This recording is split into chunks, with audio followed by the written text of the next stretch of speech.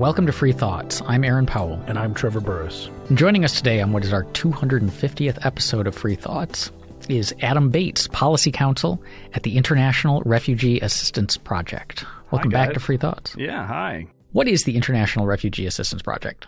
Sure. So it was originally founded in 2008 as the Iraqi Refugee Assistance Project. It was 5 students at Yale Law School, including Becca Heller, who is our current director, just saw that there was a need. That was at the height of the Iraq War.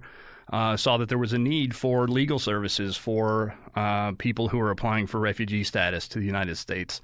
And the provision of direct legal services to this community basically just didn't exist at that time. So it was really her vision to create a law firm, essentially, and people who could leverage legal expertise to help refugees escape the situations they're in. So I believe in about 2015, it was rebranded as the International Refugee Assistance Project, and their mandate grew because they were representing refugees not just from Iraq but from all over the world.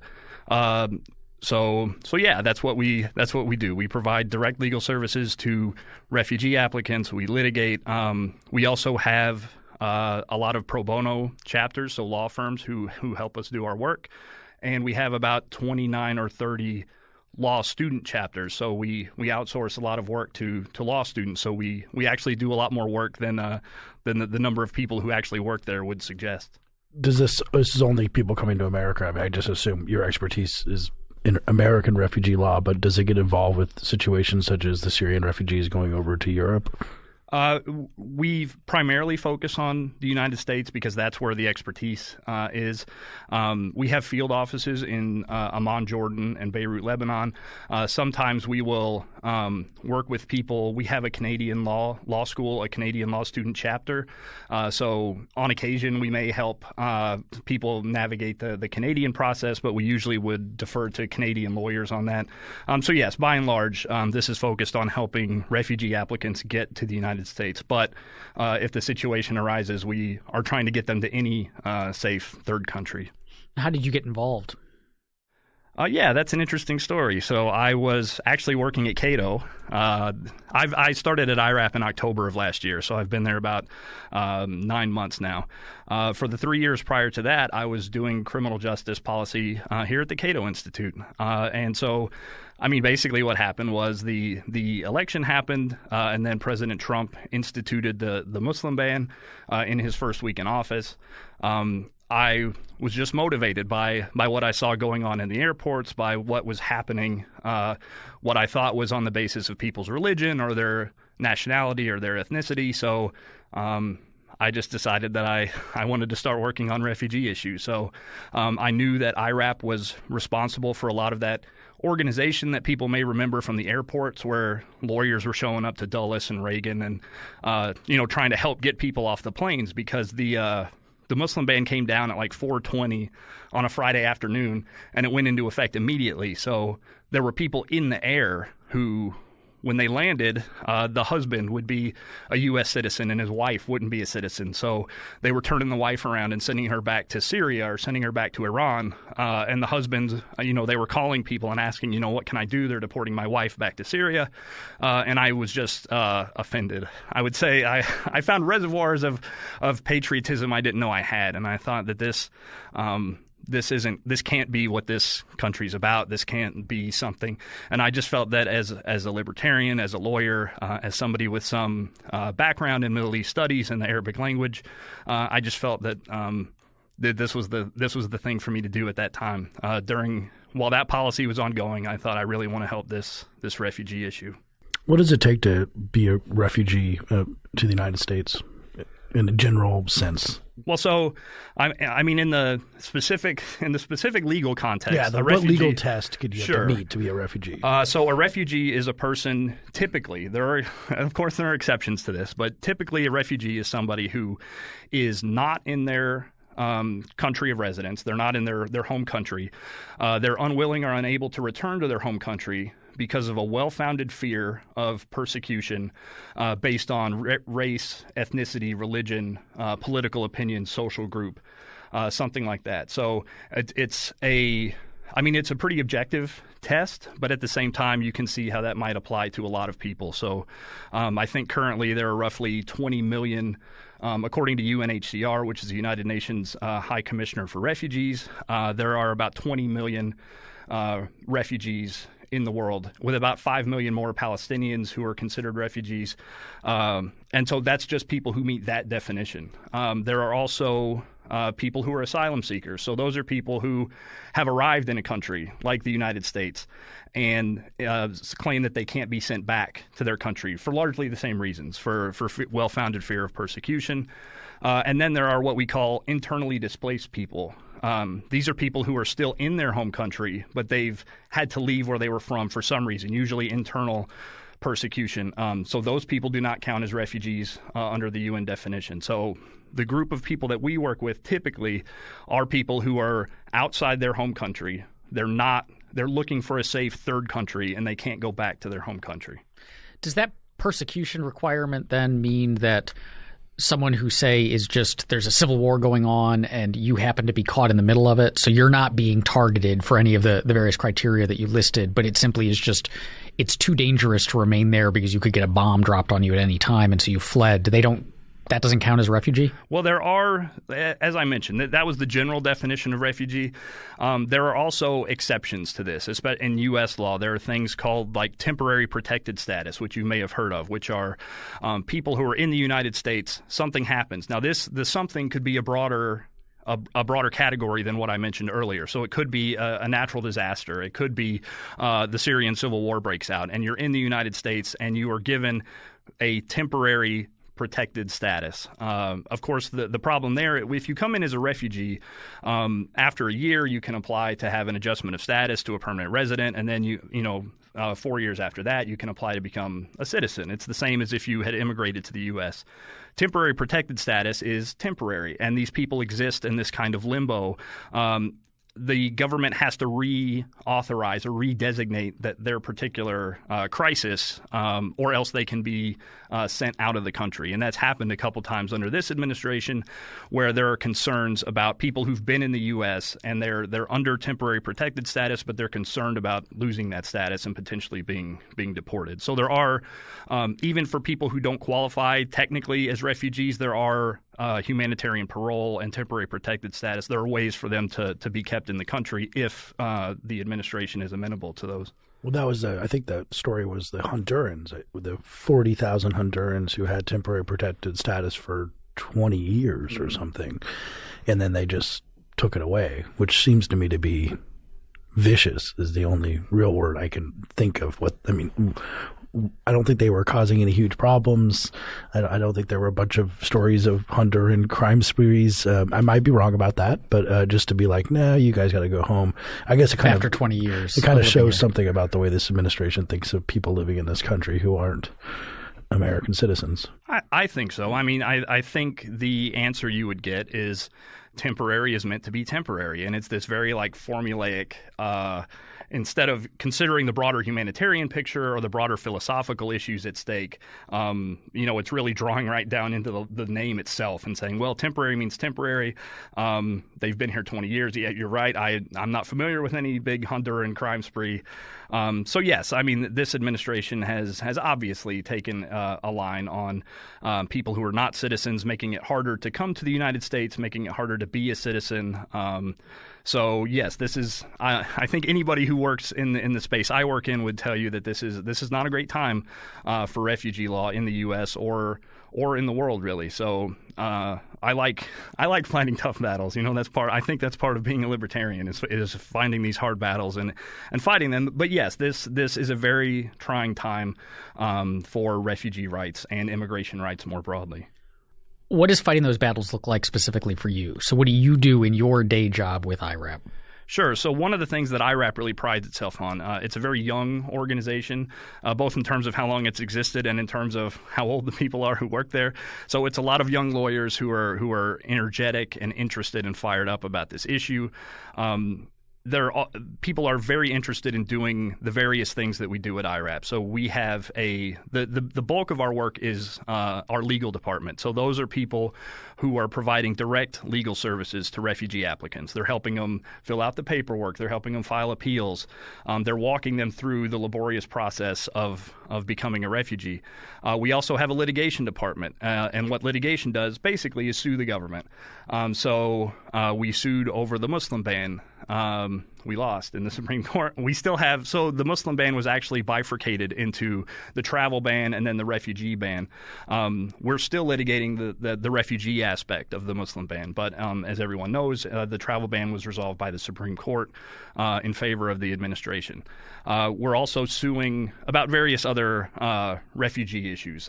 There was a program for unaccompanied children from Central America called the Central American Minors Program. Was this the thing that people were freaking out about during the Obama administration when they were saying that the kids are coming north and everyone started freaking out about it? Right, and I'm from Oklahoma. They were using an army base in Oklahoma to bust the kids there, and this was people probably remember during the Obama administration the unaccompanied minor crisis at the border.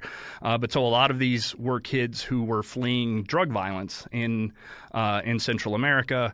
Which was, coincidentally caused by our prohibitionary laws, but we'll leave that on the side there. Well, I mean, when you deal with refugee issues and when you talk to people about where, if at all, the obligation to take in refugees comes from, I think that's a worthwhile point to make, is that especially, I mean, you may think that we have a general obligation to provide sanctuary and refuge to people, but even if you don't, the situations where we can draw direct lines between U.S. government policies and the existence of the refugee crisis in the first place, maybe we have a bit more of an obligation there. But so, yes, this was a program to basically provide humanitarian parole, which is, again, this is one of these kind of executive processes to get people into the country. The Central American Minors Program was a way for those kids to be able to stay in the U.S. When President Trump got elected, he, without a lot of fanfare or without telling anybody, just basically canceled that program. Without giving any kind of justification, just we're not doing this anymore. So we're litigating that issue. We're litigating on behalf of, there's a program called the Lautenberg Program, which if people were around in the 80s and early 90s, they may remember the Lautenberg Program was originally established to help Jews fleeing the Soviet Union. So a lot of the history of U.S. refugee law is helping people fleeing communism, whether from Vietnam, whether from Russia, Cuba, for instance. We've always had that sense that people living under communist government should be able to find a home in the U.S. But so the Lautenberg Program, since there aren't a lot of Jews fleeing the Soviet Union anymore, the bulk of that program now is helping people who are being persecuted in Iran get to the U.S. So mostly religious persecution, Christians, Zoroastrians. So the way that program works, because the U.S. doesn't have any official relationship with the government of Iran, people in the Lautenberg Program apply, and then they're approved to go to Austria. And the Austrian government actually manages this program from Vienna up until the President Trump was elected. Once those Iranians got to Vienna and went through the rest of the vetting and all of that, the admission rate to the U.S. was something like 99.9%. I mean, for all intents and purposes, once you were in Vienna, you were coming to the U.S. Since President Trump was elected, that has dropped to about zero. And so you may have seen some articles from Reuters or somewhere else talking about dozens or hundreds of Iranians who are stranded in Austria. The Austrian government didn't promise to take these. It was a temporary situation. So we're also litigating on behalf of those people, because the government is obligated by statute to inform them to the greatest extent practicable why they were denied. And in every one of these cases, at least the cases that I'm familiar with, the response from the government was for discretionary reasons, period. Now, how appealable is that? Is that you kind of stuck after that? Well, so we actually got class action status recently, so we're representing the entire class. Because what will happen sometimes is if you're representing 2 or 3 people, the government may move those 2 or 3 people through, and then you've mooted the case. You can't proceed to the issue because your clients are no longer. But so we've been granted class status. We won partial summary judgment on the issue of the government having to provide notice about at least a better explanation for why these people were denied. But in terms of where that's going, I can't tell you. Our third department is our policy department, which is where I work. So I have a tangential relationship with our litigation wings and our legal departments, but the bulk of my work is in our policy department. So I have a handful of clients myself. Every lawyer who comes to work at IRAP will do some client work just so they understand the process. And that's been very valuable for me because I wasn't coming here from a position of refugee law. But so I have a handful of clients that I work with. I also manage our student policy chapters. So insofar as our law school student groups are doing policy work, they're coordinating that with me. And then I do a lot of our D.C. work. So IRAP is based in New York. I am here in D.C. I'm based here in D.C., and I do a lot of our policy work on the Hill, trying to, persuade the administration, persuade Congress to protect the refugee program that we have and expand it if possible. But as we've discussed, this is a very tough time for that kind of policy work. So a lot of that work now is just trying to ensure the program that already exists can keep going. Can you tell us a bit about those clients that you have? Like, what kinds of situations do they find themselves in? What specifically are you doing to help them?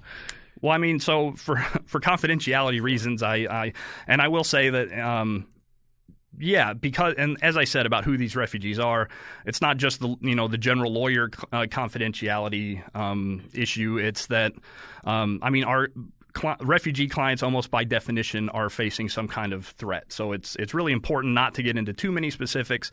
But I mean, just by the fact that they're applying to be refugees, they've generally fled their home country for some reason. They have some well-established threat to their life, and they need a safe harbor in a third country. They're not safe where they are.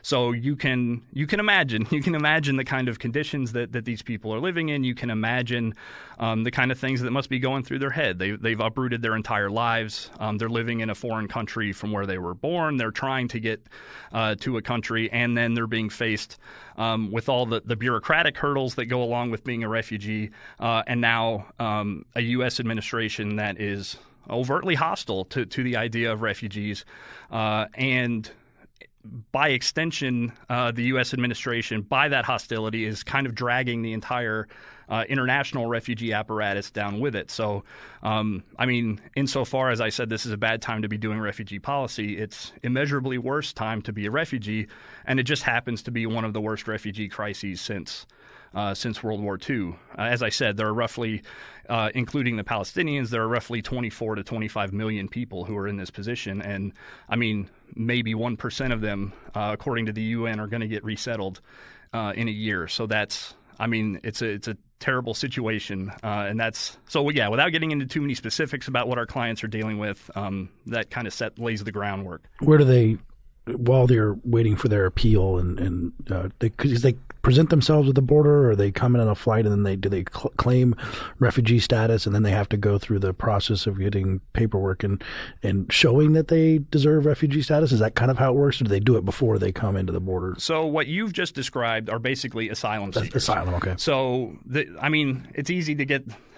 It's fun to think why these things are called different things, but I guess asylum has that old thing of like running into a church and right. Yelling asylum or something like that, right? But I see. So refugees, they went to the embassy or something in Kabul or something and applied for refugee status. So just to clarify, if they're in the United States and they say you can't send me out because of I fear, then that person is an asylum seeker, and we have a different process for asylum adjudication. So just because that's a common confusion. So our clients, refugees, are people who are physically located outside the United States, and the way this typically works, you can go to an embassy and try to register as a refugee. The way it normally works is to present yourself to the UNHCR, and then the UNHCR does their own vetting of your story, and you receive a refugee status determination that says you, according to the United Nations, you are a refugee. And then the UN goes through the process of trying to find they prioritize all the people who have been designated as refugees, and then they try to find willing countries to accept these people. In the U.S. context, once the UNHCR has referred them to the U.S., then the U.S. Refugee Admission Program, U.S. RAP, starts all over. They basically start with the information gathering, the interviews, the vetting, the security checks. The U.S. doesn't just take the UN's word for these things. So by the time a refugee is referred from UNHCR to the U.S. and then is granted approval and arrives in the U.S., that person has been through immense vetting. They're the best box checkers and paperwork people in the world, just because of how laborious this process is. And then if you're not one of the lucky few who is resettled, or they can't find a country, or you're inadmissible to the country, a lot of those people are in refugee camps, or they're in those second countries where they're still trying to get out. And again, their lives are kind of on hold. They can't go home. They're not permanently settled. They're just there. What does it look like to present yourself to the UNHCR? Like, so let's say I'm in Syria. I'm a Syrian citizen, and I think that I am capable of claiming refugee status. Is there some building that I walk over to? Do I have to hop on a flight and manage to fly somewhere? So I haven't seen this firsthand yet. Hopefully in the next year I'll get, as I said, we have field offices in Jordan and Lebanon. So hopefully I'll get to go see this for myself in the next year. So I don't want to say anything, out of line here. But generally the way this works is you have to leave the country that you're currently in. And obviously if it's an active war zone, there are, UNHCR and the U.S. government may not even be doing interviews in that country. But so you would normally leave to a second country. So many, the biggest countries in terms of currently housing refugees, not resettling because they're not there permanently, but Jordan, Lebanon, Pakistan. So Afghanistan and Syria are producing, as people know, are producing a lot of refugees. So those neighboring countries, Turkey, have millions of Syrians or Afghans living in those countries. Who just fled across the border. Who came across the border when the war broke out, and they're and so at that point, that's where you would present yourself to the UN and you would say, I'm a refugee from Syria, I'm a refugee from Afghanistan, that's where you would start with the information gathering and the interview processes. So, when we talk about resettlement to the U.S. or the U.S. being the largest resettlement country, which has been true for the entire history until this year, the U.S. not only has the U.S. been the largest resettlement country, until this year, the U.S. has always resettled more refugees than the rest of the world combined. 2017 was the first time that didn't happen.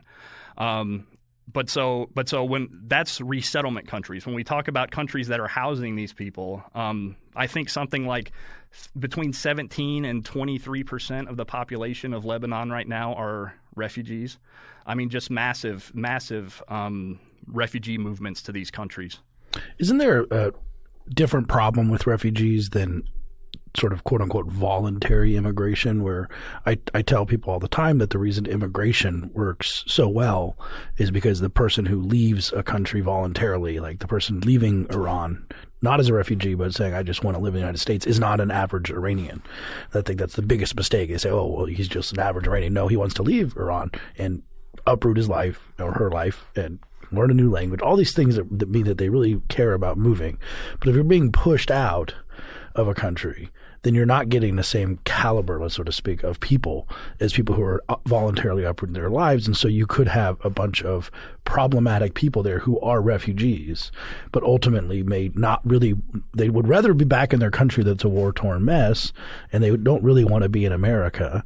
So they're not actually the people that I want immigrants, but I'm not necessarily would prioritize people who don't want to be in America as the immigrants I would take.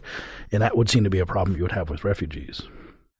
You mean the problem of having refugees end up in America who don't actually want to be here? They would rather they left a place because it was so inhospitable, and they said, okay, I'll go to America. So maybe they're less likely to assimilate because they didn't come here out of embracing American values, or that sort of thing? Sure. So I mean, that's a concern that people have, but I think these are empirical questions, right? And these are issues that would show up in the data in terms of crime, in terms of economic behavior, and I think we just don't see that. And I mean, IRAP is not really. Unlike when I worked at Cato, we're not a research institution. We use a lot of outside research, and a lot of the research that I use is research from the Cato Institute, from Alex Nauresta and David Beer here at Cato. And I mean, I think they've done a phenomenal job of empirically showing the criminal data, the terrorism data, the security data that just shows that not only are these people not threats, not only are they not criminals, but they're more law-abiding than the native-born American citizens. So, I mean, I think that's something that's, and it's an interesting question to think of. Is a lot of some immigrants come here because they, in their heart, they think I want to be an American and all of that. But how to compare that against a person who is fleeing a war-torn country and they're fleeing for their lives and they're worried about their family's safety? What does that person think when they get to somewhere where finally, for a lot of these people, for the first time in years and years, they're safe and they have a home and they have a life and they have a job? Stuff we take for granted, right. You can Netflix and chill tonight. It's fine. Sure. Yeah. So I think that too would be a very powerful force in people being happy with the situation they're in. And I think if that weren't the case, then we would see it in the data. We would see that there was a problem here, and we just don't. But along those lines, you mentioned there are 25 million people? Is that what you said currently? In the world. In the world seeking refugee status or seeking to be relocated. We can't just let them all in. I mean, we couldn't just say, okay, all 25 million can come here. Because it's even if they're not a higher crime rate than the average American, that's an awful lot of people. So how many is enough, and how do we decide which of those 25 million it makes sense to take on? So I feel like that's an empirical question, and there probably is some science out there about the number of people that a given landmass and resources and all of that. But I would say the issue here is that the numbers we're actually working with are such an infinitesimal part of that I mean, that's really just an academic discussion. The Refugee Act of 1980 basically created the legal framework that we use in the U.S. for refugees today. That authorizes the president every year to make a determination of how many refugees, basically a refugee cap for what the president anticipates will be taking in refugees. Over the course of that, so it's 2018, over the 38 years of this program, the average refugee cap has been about 95,000. Whatever that higher number is, whether it's 25 million, whether it's whatever that number is, it's higher than 95,000. So that's our historical average. When President Trump made his first determination in 2017, he set a 45,000 refugee cap, which is the lowest cap in the history since in that 38 years. And I checked right before I came over here. In terms of so that's the cap. I mean, it's generally treated as a target. That's usually what we would anticipate the number is going to be. But right now, we're almost to the end of the fiscal year. We have resettled something like 16,200 refugees. So we're not even on pace to hit half of that historically low cap. So it's almost, I don't want to say it's funny, but to think about having a situation where we're talking about how many refugees would it take before we just can't take any more refugees. We're so far away from that. So yeah, I don't know what the answer to that question is, but it's a lot more. Certainly the United States has the capacity to absorb a lot more people. And I know, again, to refer to your colleague Alex Nauresta, he's done great work, for instance, on the Mariel boat lift in Cuba, when you did have these huge numbers of people showing up in a very short time frame. And it turns out it's not that bad. The economic benefits are, in fact, positive. Or just fracking in North Dakota. Just suddenly 10,000 people came into town and into a 1,000-person town. And this is a big country. It's a very big, sparsely populated country. So again, I'm not an expert in population dynamics, but I don't think that's a concern that people really need to be worried about. I'd like to ask you about your history even before Cato, because there's a Facebook post that you wrote on 9/11 3 or 4 years ago that described what you were doing on 9/11 and sort of the path you went through to get here. And I've often shared it with people, and I think it's a great story of how you eventually you couldn't even stand on the sidelines anymore, insofar as Cato's standing on the sidelines, and it doesn't really get your hands dirty with helping real people out in that sense. So what is that kind of path in the at least in the abridged sense? Okay, so yeah, first I should say this is obviously me speaking and not IRAP here, but my own. But so yeah, I grew up in Oklahoma. I was born in Texas, I have to say. Genetically a Texan. I grew up in Oklahoma. But, a vaguely, mainstream Republican household. I mean, we weren't socially conservative, but we weren't Democrats because they, taxes and whatever. So, after 9/11 happened, my perception of the world at that point was the United States is good and right. I was an exceptionalist. The United States is good and right and a beacon on the hill. And we were minding our own business. And then these people came and did this horrible thing. So that really set me on the path. That's when I got really interested in learning Arabic. That's when I got interested in doing Middle East studies. I mean, at that time, the idea would have been to go work for the government and fight the bad guys. But it was really through that process and through learning about the history of the U.S. government's behavior in the world, through meeting Muslims for the first time and actually talking to people who knew so much more about these issues. And it was really learning about the U.S. history in Afghanistan. So I, not to date myself, but I graduated high school. It was 2003. So that was right in the Iraq War had just started and we'd been in Afghanistan. So that's the backdrop of when I'm learning this stuff. And it was really when I learned about the history of the U.S. in Afghanistan and then actually interned at the Cato Institute doing foreign policy, that kind of fell apart for me. So that was the point where I decided that I really bought into libertarianism and this idea of universal rights, universal individual rights, and that, basically the fundamental libertarian precept that people are people and the equality under law as a universal idea, so that a person born in Juarez and a person born a mile away in El Paso have the same rights. They have the same rights from the same source, and they need to be respected. Or a person in Democratic Republic of Congo that is fleeing a war. So yeah, that's what led me to Cato in the first place. That's what created my interest in civil liberties. And then, as I said earlier, when the Muslim ban happened, that's what really kind of set me off to think this is insofar as I think America exists as an aspiration and we have these liberal ideas of what America should be. It was just offensive to me, and that's where I just thought that I don't want to be writing policy papers, not to present company, but that I wanted to get out and help people, and I thought I had the skill set to actually do that and work in the field and represent clients, and that's why I'm here. So yeah, it was a long path and a circuitous route to this, but so yeah. would like 18-year-old Adam call you a liberal wimp who doesn't properly appreciate America's exceptionalism? Yes, and if I'm glad that Facebook didn't exist when I was 16 or 15 or 16 years old. But that's part of growing up and getting out of your town in Oklahoma and meeting new people and yeah, so I'm more worried about what 32-year-old Adam thinks about what 18-year-old Adam thought. But yeah, that's how I ended up here. So for your years at Cato, you did criminal justice. Are there similarities? I mean, when a lot of the work you do in criminal justice is we're concerned about the way that this government apparatus kind of uses its power directed against the powerless and underprivileged frequently, and the way that government kind of grinds down these people who don't have a way out from under its boot. So did the work there help you? Are there similarities or parallels now moving into the way that the state interfaces with these refugees who are themselves like pretty powerless people?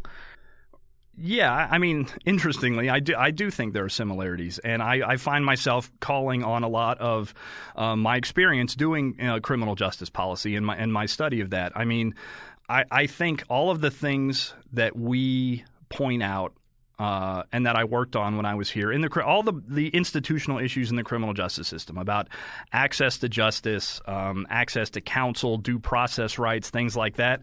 This refugee community, our refugee system, is what happens when even when those imperfect institutions just simply don't exist. I mean, these people generally, they don't get to see a judge. They're not entitled to counsel when they do their interviews. They're not entitled to counsel at all unless they can afford counsel, or they have somebody like IRAP who represents them for free. And on top of that, these are people who, like, to a person, are fleeing. They had to pick up their life. Their entire experience is uncertain. They're not secure in terms of their personal security, in terms of their personal safety. They can't go home. I mean, these are people who are among the world's most vulnerable people, and behind them, they have arrayed the forces of authoritarianism or religious extremism, and in front of them they have the entire bureaucracy of the U.S. government and an administration that is overtly hostile to them. So I think in terms of being a libertarian and being concerned about individual liberty, there's no fight that's more worth fighting to me than that. In terms of what libertarians say we care about and the issues that we want to protect people from, people who are in a refugee situation are right at the heart of that. I mean, they have they're kind of sandwiched often between two governments. Like two crappy government. They're like most of us only have to deal with one crappy government, but you have one at your back and one in front of you. You're sitting in the middle there, right? And you're interacting with the United Nations, which is this gigantic sprawling apparatus. You're in a second country, then you're dealing with that government. You're trying to present yourself to a third government. In terms of protecting people from government, that's about as much as you can get. Yes. Yeah. So you giving your Oklahoma, I have a lot of experience with Oklahoma. My parents are from there. Given your Oklahoma background and sort of Oklahoma Republican, I imagine you could speak fluent Oklahoma Republican to some extent, at least ape it.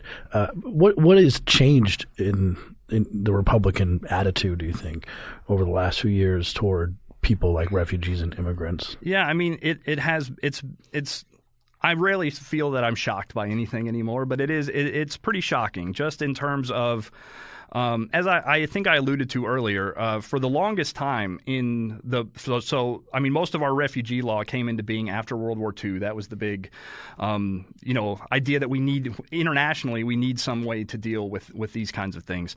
But from the end of World War II, so during the Cold War, the overwhelming majority of refugees who came to the U.S. were fleeing communism. Now, there are some politics involved in that. The U.S. didn't look as kindly on refugee applications from friendly governments. There's a little politics there, but I mean, for the most part, it was generally understood in America, left, right, whatever, that we had an obligation and that it was a good thing. It was a net benefit to the United States, in addition to being a net benefit to the refugees, for people not to be living under those kind of regimes, for those regimes not to be able to benefit from the resources and productivity of those people.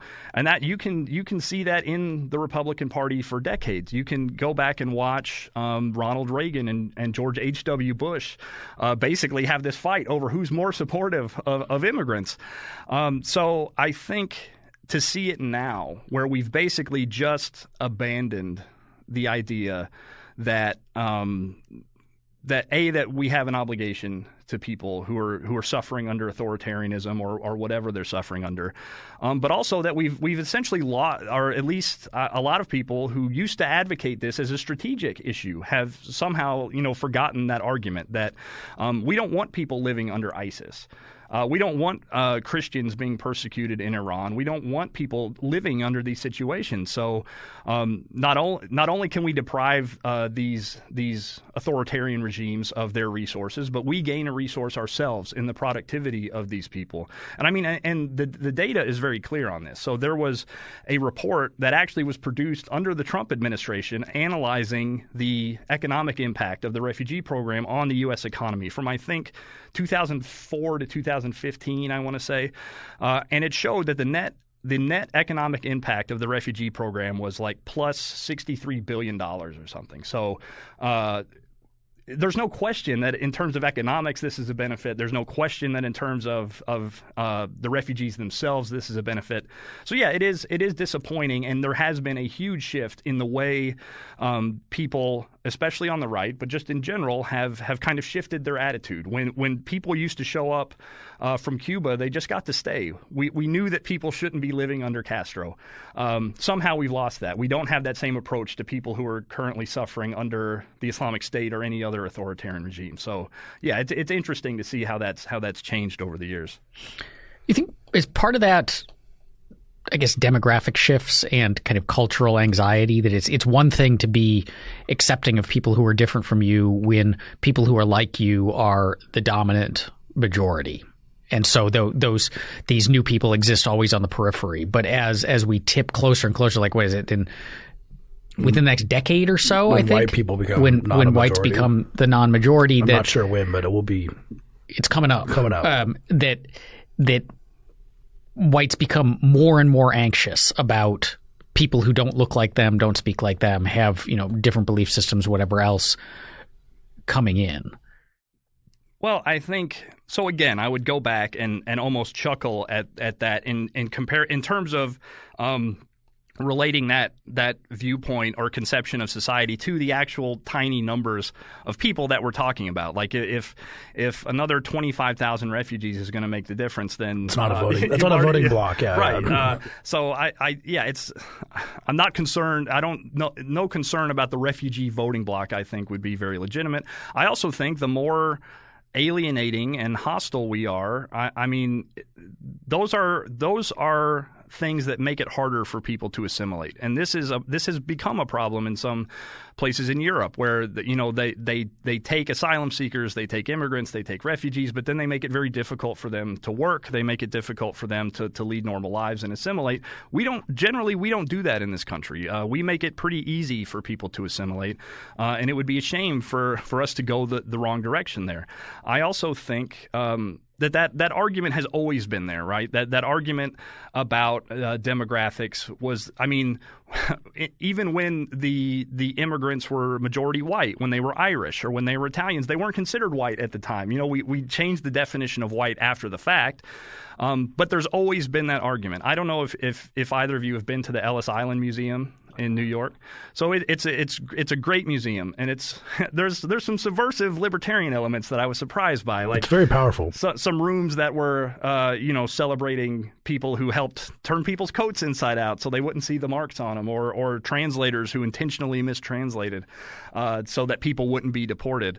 But one of the rooms at the Ellis Island Museum is just a collection of basically nativist, anti-immigrant cartoons and statements and things from the Know Nothing Party over history. And I mean, just the most shocking thing in that room is that this. You've seen these arguments. You read them in the newspaper. You read them on Facebook.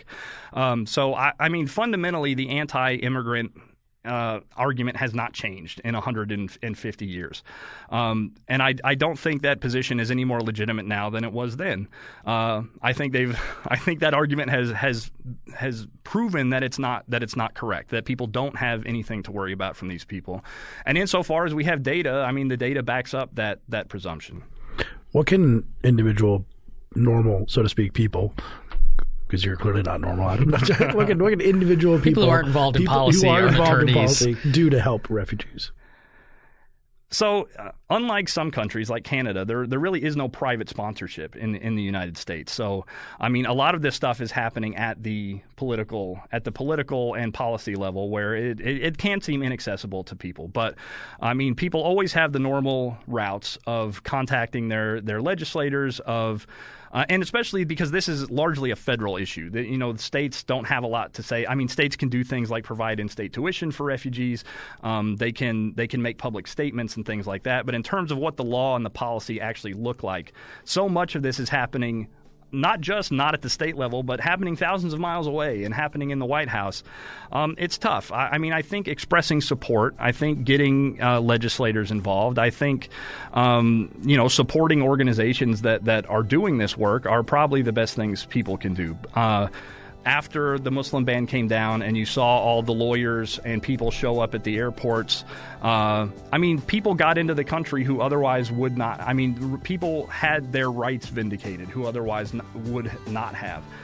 So I do think there's a place for direct action, but I think for the normal person who's not going to show up at Dulles at 2 in the morning, I think just being a public advocate for this, for America's obligation, for human rights, I think that's the best thing that people can do. Thanks for listening. Free Thoughts is produced by Tess Terrible. If you enjoy Free Thoughts, please rate and review us on iTunes. To learn more, visit us on the web at www.libertarianism.org.